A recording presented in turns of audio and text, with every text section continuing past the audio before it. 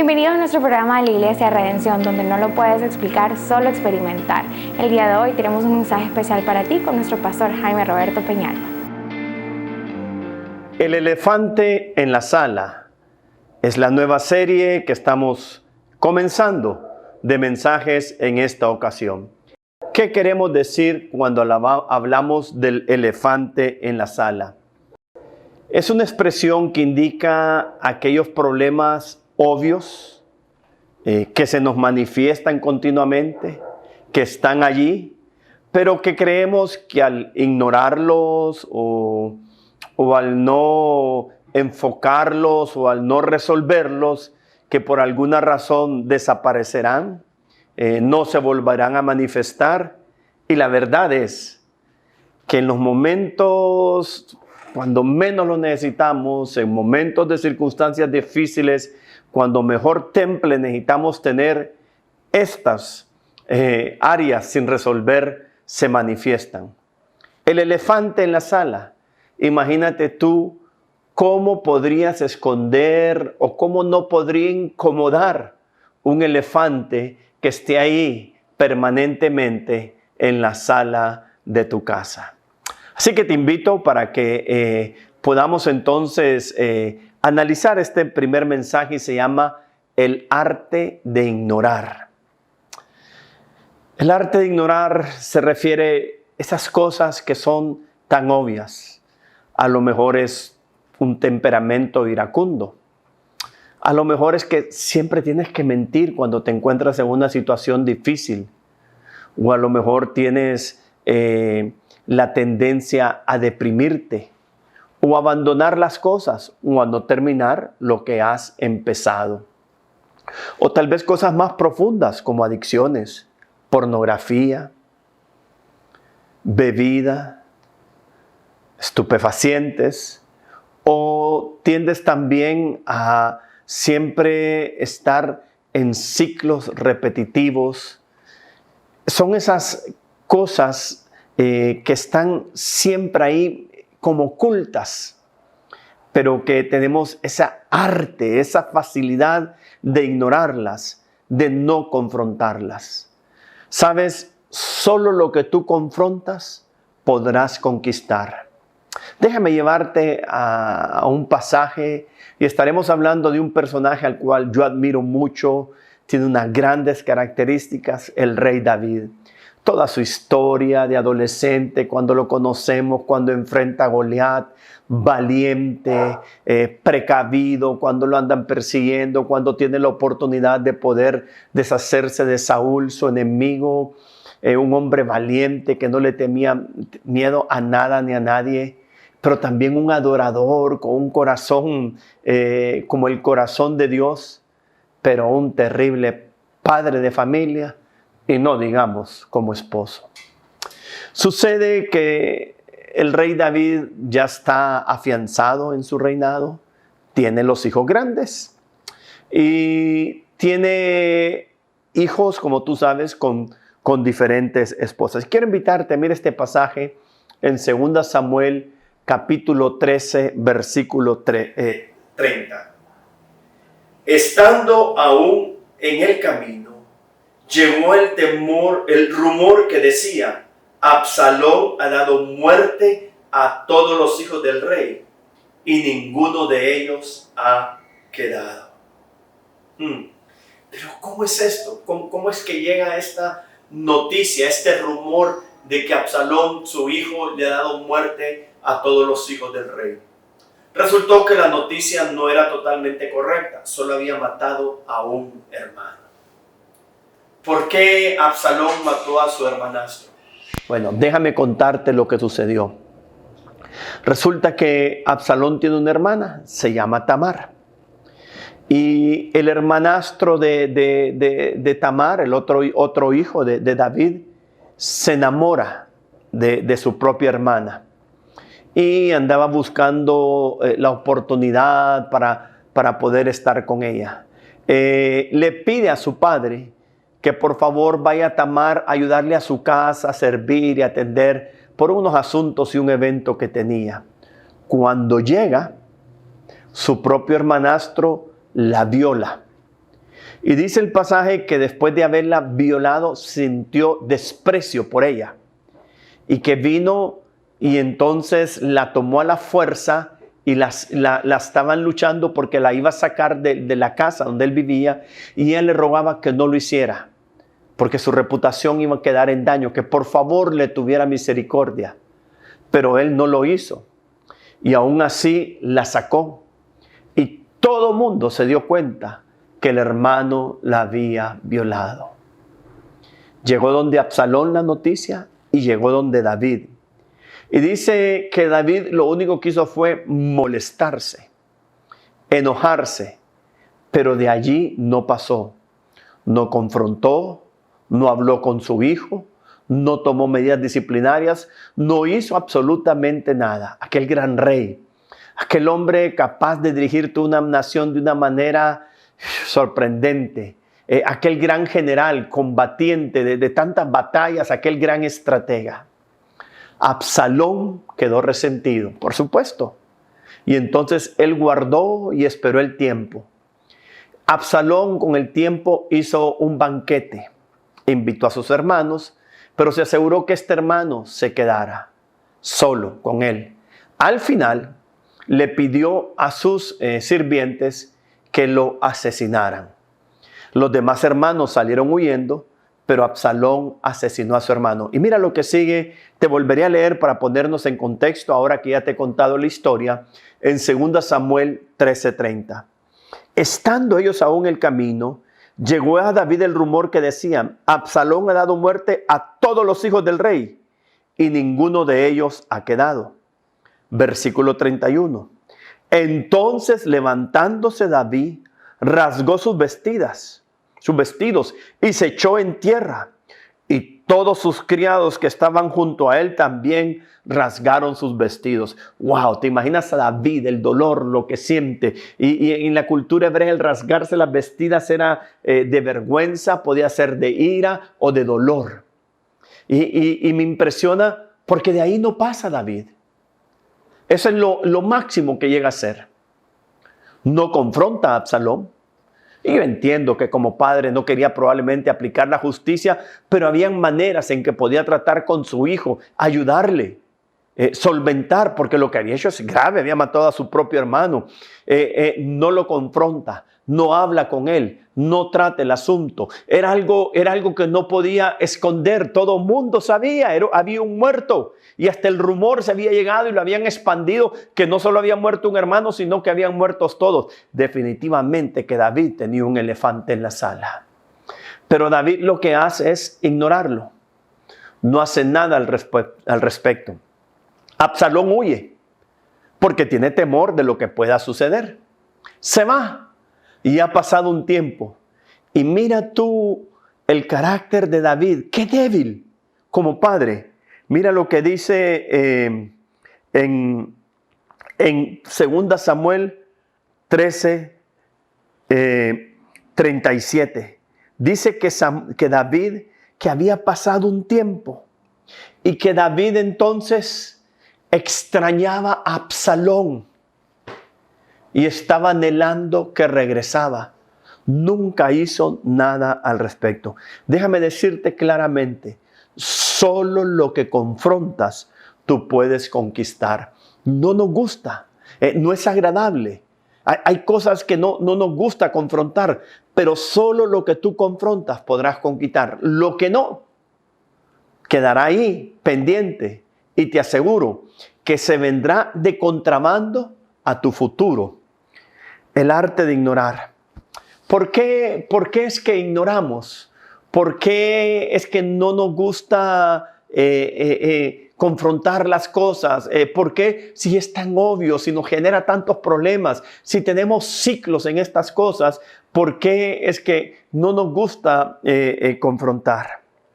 Bueno, en primer lugar, creo yo que una de las razones por las que nosotros no confrontamos nuestros problemas, nuestras cosas que llevamos adentro, nuestras disfuncionalidades, esas cosas tan oscuras que llevamos y que pareciera que al ignorarla como que no existieran. En primer lugar, si somos honestos, es porque son demasiado difíciles para que las podamos confrontar. Son demasiado grandes, muchas veces nos sobrepasan y aunque hemos tomado medidas, aunque hemos hecho a finales de año resoluciones, siempre se manifiestan. Hay patrones en nosotros que son demasiado fuertes, demasiado grandes. Nuestra naturaleza es tan fuerte que no hay manera que lo podamos controlar. Y honestamente, en lo natural no hay manera que lo podamos controlar. Puede que haya maneras que lo podamos regular de alguna u otra forma, pero no hay manera que lo podamos regular. Y como nos cansamos y como hemos batallado con esto tanto tiempo, con esta adicción, con este patrón dañino, con esta disfuncionalidad, con esta manera de pensar o de creer, entonces es tan doloroso y hablar del asunto, hablar con otros, volverme a pelear con mi esposa, con mi novia, con mis papás por este asunto, cada vez que se manifiesta esta adicción, cada vez que vuelvo a caer y ya estoy cansado y ya no quiero hablar, entonces no lo hacemos en primer lugar porque eso es abrumador, es demasiado grande y nos sentimos impotentes y no hay manera que lo podamos hacer. Mire, déjame decirte, no eres el único. Dice el gran escritor, el gran apóstol Pablo, ay de mí, dice, que calamidad la mía, que no puedo superar estas áreas en mi vida que me dominan y que me hacen hacer el mal que no quiero y no puedo hacer el bien que yo deseo. ¡Wow! Qué bueno que encontramos hombres en la Biblia que confrontan estas situaciones y que viven como nosotros estos mismos problemas. En segundo lugar, pareciera que el beneficio temporal que obtenemos por ignorar esta área, esta debilidad, esta disfuncionalidad, este patrón dañino, esta situación que tenemos, ya sea emocional, ya sea en nuestras creencias, ya sea en nuestra conducta, ya sea en nuestra forma de pensar, creemos que es mejor ignorarlo y el beneficio temporal que adquirimos al ignorarlo, al no prestarle atención, al hacer creer que no existe o que ya no nos va a molestar, entonces nos pareciera que ese beneficio temporal que obtenemos de pasar ese dolor de tener que confrontar algo, nos pareciera que es más beneficioso que el efecto que pueda tener a largo plazo. Y la verdad es que no es cierto. Aunque ahorita, veo mejor, no voy a hablar con mi esposo de eso. ¿Para qué vamos a hablar de ese asunto? Es mi cumpleaños, es el Día de la Madre, es Navidad, está sin trabajo, está la situación, o estamos con este problema de enfermedad, tenemos a alguien con COVID. Mejor no tratar el asunto porque es tan difícil. Mejor pospongámoslo para otra fecha. Y el beneficio temporal que nos ofrece de no tratar este asunto, no creemos que es mayor que el resultado a largo plazo. Y tú y yo sabemos que no es cierto. Otra de las razones por las que tal vez no confrontamos nosotros mismos con estas áreas de nuestra vida o con esa persona en nuestra familia o con nuestro esposo o con nuestra esposa es porque el precio que hay que pagar es muy caro. Miren, hermanos, morir a uno mismo es caro. Es un precio alto. Entregar mis planes, entregar mis emociones, entregar mi sentido de justicia, entregar el hecho que se me haga justicia, que se me reponga el daño que se me hizo, ese maltrato, ese abuso, el hecho de entregar este vicio que conlleva un precio alto.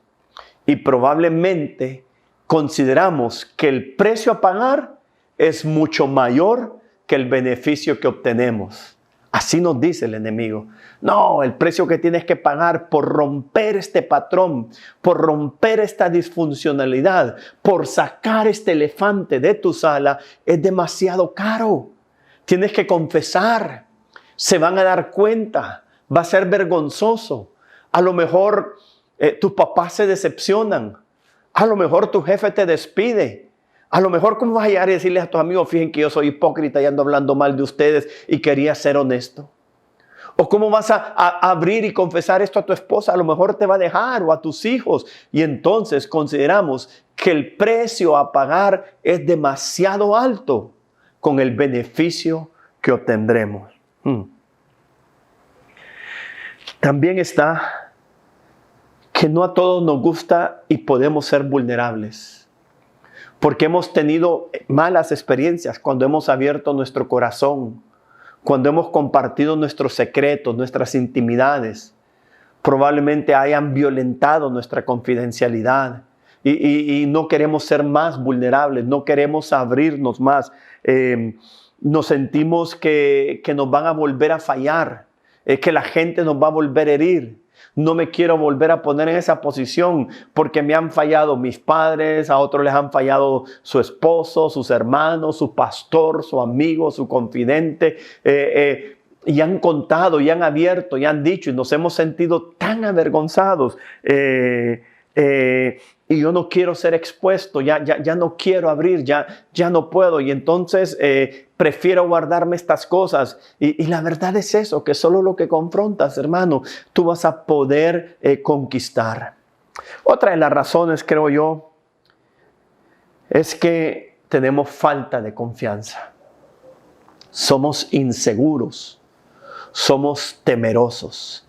Si hay un lugar, si hay un terreno que es apetecible por el enemigo, si hay un terreno donde él abona, es con respecto al temor.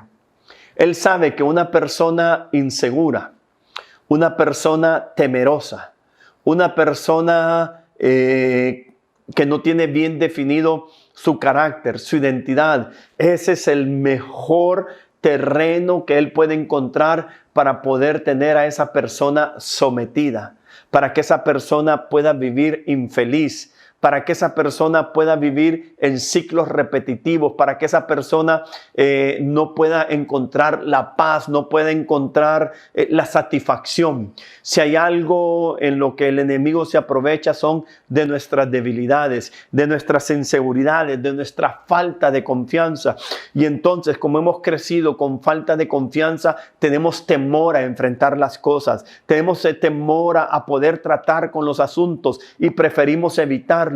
Tengo temor en tener esa plática. Ay, tengo temor en que vayan a pensar mal de mí. Tengo temor en que vaya a salir mal. Tengo temor que vaya a ser muy doloroso. Tú y yo sabemos que si en nuestro organismo hay un órgano que no está funcionando y después del tratamiento llegan a la conclusión que hay que extirparlo, que hay que quitarlo, es doloroso. Y muchas veces me da risa porque he platicado con varias personas que dicen, mire, ayúdeme a aconsejar a mi esposo o a mi papá, independientemente de la edad, porque fíjate que no quiere ir al doctor porque le dan miedo lo que le van a decir, el diagnóstico que le van a dar. Como que si eso va a cambiar lo que está mal en nosotros. Así que la falta de seguridad, de identidad y el temor no nos permite confrontar las cosas. Miren, los problemas graves se dan cuando tratamos de ignorarlos. Los problemas graves en nuestra vida se dan cuando tratamos de ignorarlos. Miren, ¿cómo entonces podemos solventar?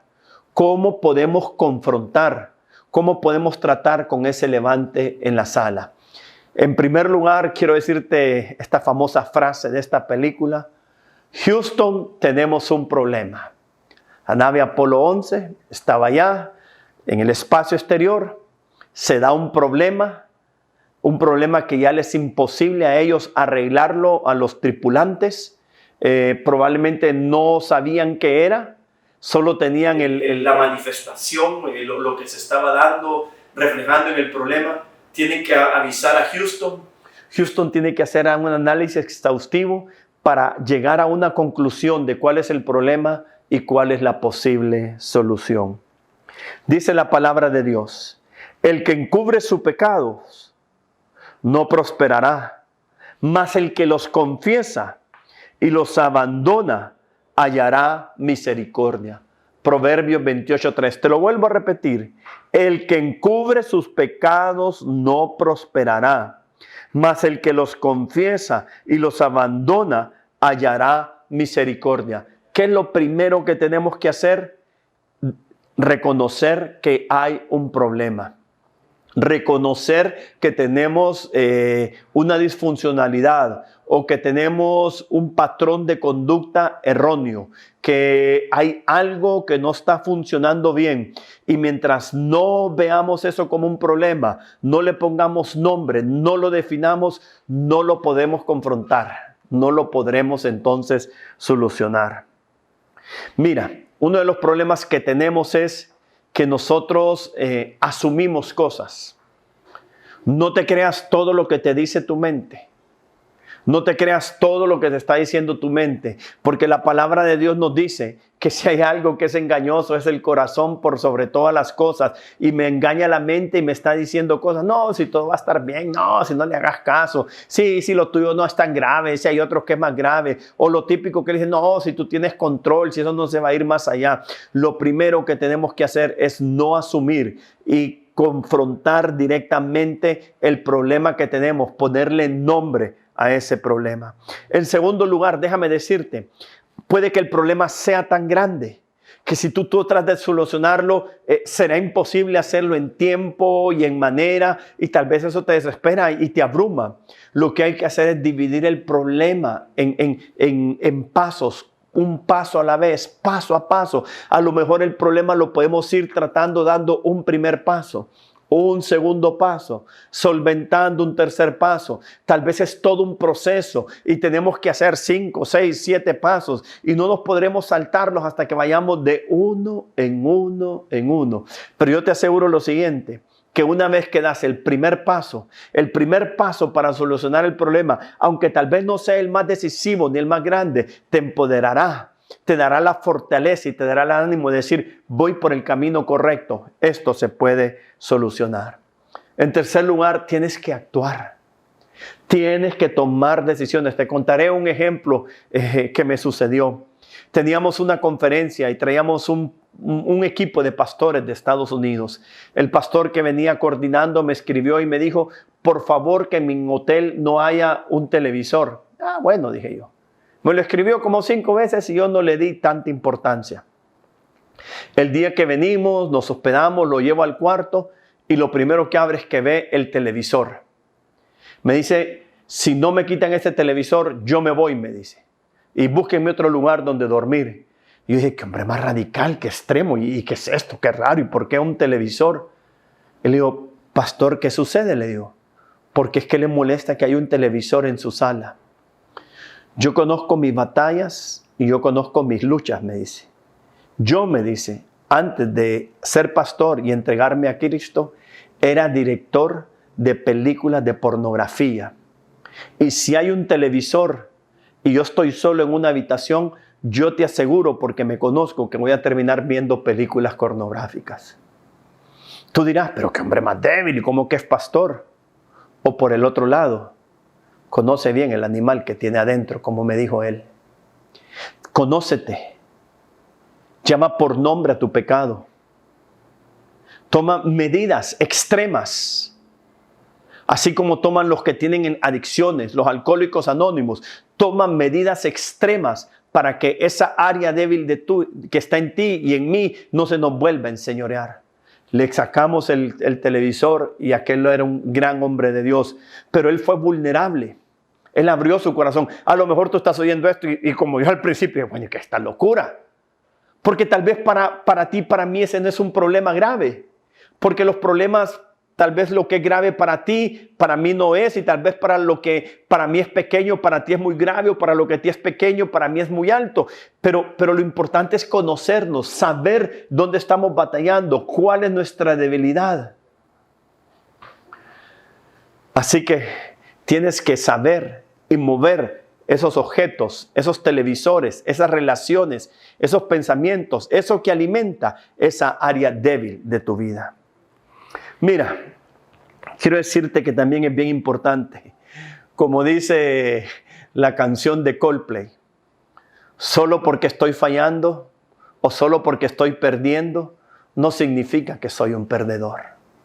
O solo porque estoy perdiendo, no significa que voy a perder. Puede que en este proceso de reconocer y confrontar tus áreas débiles, tus áreas de pecaminosidad, la carne, como le llama la Biblia, que sea un proceso en el cual tal vez caigas, en el cual no sea perfecto, tengas tus fallas, y tienes que ser lo suficientemente sabio para poder levantarte y seguir adelante. No siempre todo va a salir correcto, pero lo importante es seguir adelante y verás cómo a poco, a medida que tú vas afrontando tus situaciones, se va formando de ti un carácter y una fortaleza que podrás llegar a tener y dominar esa área. Dice en el Salmo 18:32, Dios es el que me ciñe de poder y hace perfecto mi camino. Yo oro hoy porque en el nombre de Cristo Jesús puedas tú tener el valor de confrontar tus áreas pecaminosas, tus áreas carnales, disfuncionales y de debilidades, y puedas confrontarlas y traerlas a la luz de Cristo, y que puedas entonces tú decirle a Dios que te ciñe de poder para que puedas caminar en ese camino perfecto que Él ha diseñado por ti. Te doy gracias, soy el pastor Roberto Peñalba de la Iglesia Redención. Te esperamos la próxima semana.